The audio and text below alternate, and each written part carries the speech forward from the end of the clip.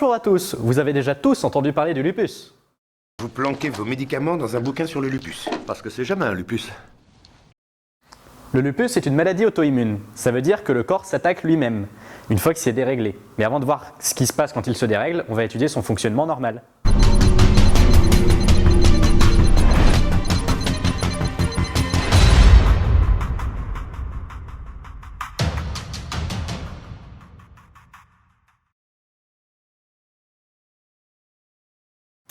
Ah oui, le système immunitaire, c'est le nom qu'on donne à l'ensemble des fonctions qui aident le corps à se défendre contre une agression, que ce soit contre un virus, une bactérie, un parasite, etc. On va rencontrer 3 types de défense principalement. Parmi ces moyens de défense, on va trouver tout d'abord les barrières naturelles, comme la peau, les cils, les poils ou les muqueuses. Leur but, c'est vraiment d'empêcher l'agresseur d'entrer dans le corps avant tout. Dans un second temps, on va trouver la réponse immunitaire innée. Alors ça va notamment comprendre la phagocytose. C'est un mécanisme de défense par lequel le corps envoie des cellules spéciales, les phagocytes, pour attaquer les corps étrangers en les digérant.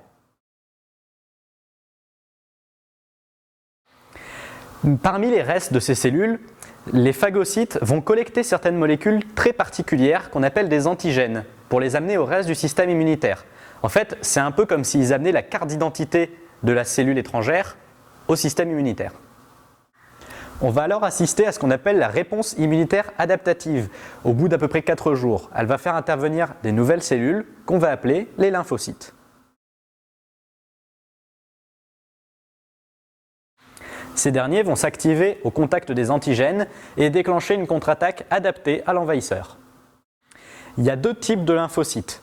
Les lymphocytes B, eux, ils vont se mettre à produire des anticorps. Alors un anticorps, c'est une sorte de petite molécule qui va s'accrocher au corps étranger pour les rassembler dans des gros paquets qui seront beaucoup plus faciles à identifier et à détruire par phagocytose.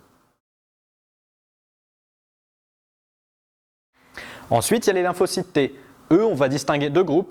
Ceux qui jouent les chefs d'orchestre et s'assurent que les autres cellules font leur travail, et ceux qui vont aller détruire les cellules saines infectées par un virus notamment.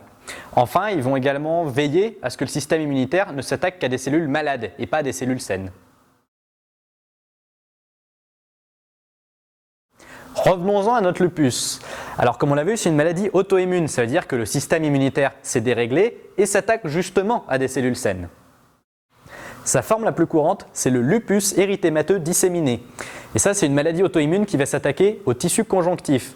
C'est un tissu qui se trouve à peu près partout dans le corps humain et qui sert principalement à protéger et soutenir les organes. En fait, le système immunitaire va se mettre à produire des anticorps dirigés contre les cellules saines du tissu conjonctif. Et du coup, ça va amener à leur destruction comme on l'a vu précédemment. Dans la culture populaire, le lupus est surtout associé à la série télévisée Dr House, dans laquelle le docteur Gregory House mène son équipe de médecins à travers des diagnostics extrêmement originaux, voire atypiques. En effet, cette maladie a de très nombreux symptômes, très différents selon les personnes, et elle met des années entières à se diagnostiquer. Donc les membres de l'équipe de House ont tendance à y faire référence dès qu'ils bloquent sur un cas pour lequel ils ne trouvent aucune solution. C'est la fin de cette vidéo, merci de l'avoir regardée, n'hésitez pas à mettre un pouce bleu si vous avez apprécié et on se retrouve la prochaine fois pour une autre vidéo.